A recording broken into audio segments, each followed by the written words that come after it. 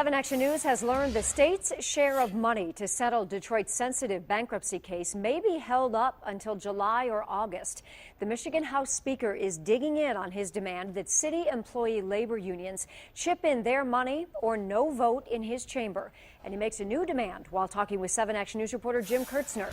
Jim is live in Lansing with this developing story. Now, Jim. Yeah, the House Speaker told me this afternoon there will also be no vote in his chamber unless all employees and retirees reach settlements over pensions and other cuts, or Detroit's bankruptcy case ends this summer with the judge imposing terms. Many things need to happen before the House holds a vote. We need to be sure that the bankruptcy would be fully resolved.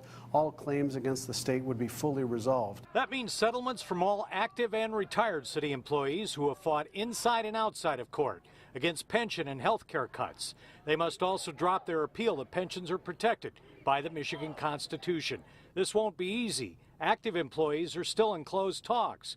All retirees and current employees vote on the city's plan of adjustment and their unresolved cuts next month. The House Speaker says if they don't agree, he'll wait for the judge to impose terms in the case, which won't happen until July or August. The bankruptcy court has the ability to cram down those others who won't agree. The House Speaker made headlines last week saying Detroit labor unions have to bring an unspecified sum of money to the table before he allows a vote on bankruptcy settlement money. To point a finger at our unions, the ones who are trying to protect our retirees, I find that to be absolutely disingenuous. I think it's entirely reasonable.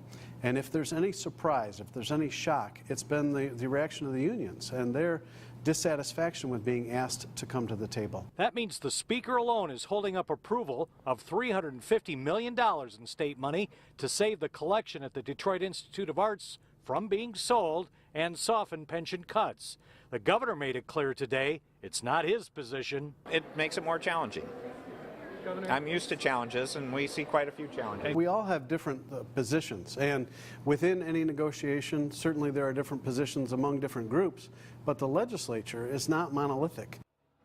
Now, the Senate Majority Leader, Randy Richardville, told me through his office this afternoon he does not take the same position as the House Speaker. Nothing is holding up a vote on this money in the Senate. Sources on all sides of this tell me they're not happy with the House Speaker. They say he's playing politics with a volatile, sensitive situation and at a very critical time in the Detroit bankruptcy case. I'm live in Lansing. Jim Kurtzner, 7 Action News.